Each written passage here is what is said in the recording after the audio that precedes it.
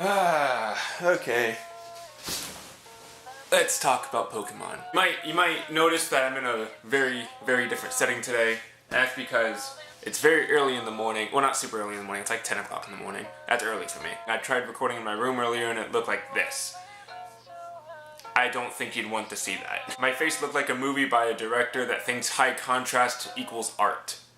So, I'm recording in here today, with much more even lighting. So I just wanted to make a video talking about Pokemon Generation 8 because, as a lot of you know, my channel basically started out as a Pokemon channel.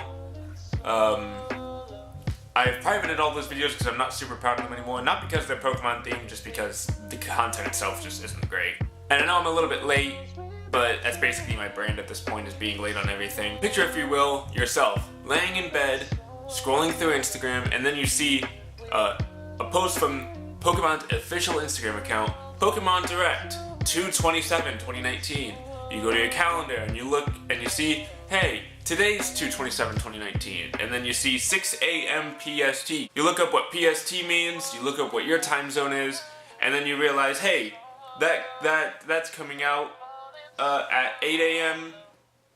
Eastern Standard Time, and then you realize that you can't do math, and then you find out it's actually 9 a.m. And then you look at your clock and you go, hey, it's 8:55. This shit comes out in 5 minutes. Then you go and watch a few Brandon Rogers videos for about five or so minutes, and then you see a new video on your YouTube subscription feed, Pokemon Direct. You click on the video and you see some Irish bitch or some Scottish bitch. I don't really know. Irish and Ireland and Scotland are really similar to me. Pokemon Sword and Shield, the new Generation 8 games. You see Scotland, you see a little bit of London, you see all this crazy UK shit. You see the stadium, you see the Pokemon Stadium shit, and then just when it looks like it's about to end, you see the time thing on YouTube and realize, wow, the video's only halfway over. What the hell else are they gonna show off? Then the fucking starters come on screen, and you find out all but one of them is underwhelming. Don't at me. But hey, I've been wrong about starters before. When X and Y came out, I was like, full team Finnegan. Finnegan is the best starter, and then their evolutions came out, and I'm like, guess I'm picking Froakie. Same thing happened to Sun and Moon. I told all my friends, I'm picking Litten. Full Litten. Litten fanboy here. I love me some Litten. And then their evolutions came out, and I'm like, so, Rowlet, I know I've been ignoring you for the past year, but I want to be your friend. So, what do we know about these games so far? Not much. We know that the region is called Galar, which is apparently, according to Lockstin, link to his channel in the upper right hand corner, supposed to be based on the word Gala, which is like an old European, basically an old European way of saying I'm going to a performance. We know what the starters look like. There's Scorbunny, Grookey, and Sobble. We know what the map looks like. It looks like this. And if I'm gonna be completely honest with you,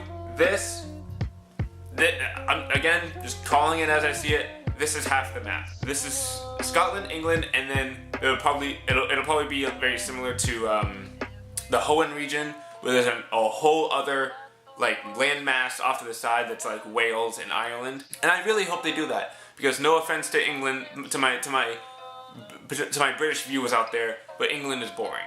Okay, England is boring. I want England, Scotland, Ireland, and Wales all in the same region. I want to be able to go to all the Irish pubs, even though my in-game character is like 13 years old. Maybe Ireland isn't such a good idea for a kid's game. Everyone's drunk there. I'm Irish, I'm allowed to say that. Actually, another reason I think this is half the map. If you look at the map, if you look closely at the map, at most we're able to see like 5 or 6 gyms.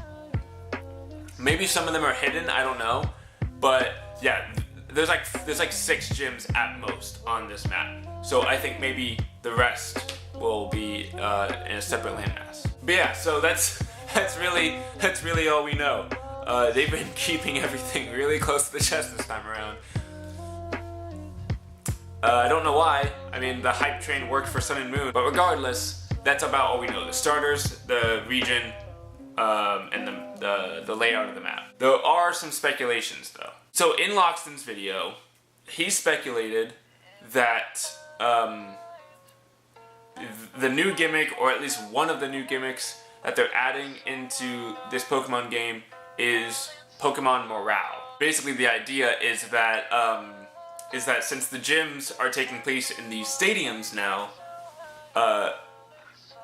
you know, one key difference between a stadium battle and a regular gym battle is that a stadium has an audience, and the audience can cheer. I'm just gonna have my hair like this for now because my hair's being a little bitch. And with a cheering audience, Pokemon's morale gets boosted, and they can make it so that when a Pokemon's morale gets boosted, their stats also get boosted. And that'll add a whole new degree of difficulty into Pokemon, because you can't just use whatever move does the most damage anymore. You have to strategically use your moves to get the audience on your side. And I think that'd be pretty cool. Honestly, I think that'd be super cool. Another thing that's been leaked / speculated is this new armored evolution stuff. Basically, you know how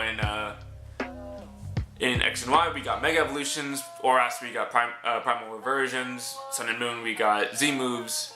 The idea is in the Galar region they have armored evolutions where a Pokemon would evolve into a further state and have armor that either increases their attack or their defense, depending either on what game you're playing or depending on what item you give them.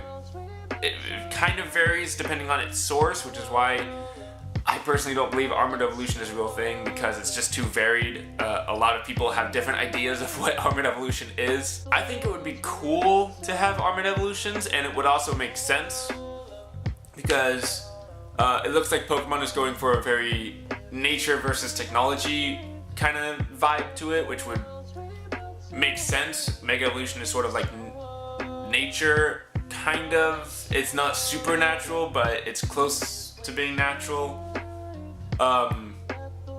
So Mega Evolution is natural, and then Armored Evolution is artificial. And it would also make sense because Galar is based in England, Kalos, where we got Mega Evolution, is based in France, and as any historians watching this may know, England and France have always been at war. And so that could reflect in the games. Maybe the Kalos War was Kalos and Galar.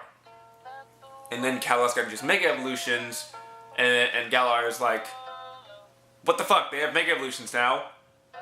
We're fucked. And then some guy's like, wait, no, we have Armored Evolutions now. It's like, Galar developed the Armored Evolution in order to counter Kalos' Mega Evolution. So not only would it be a cool game mechanic, but it could also be good lore building.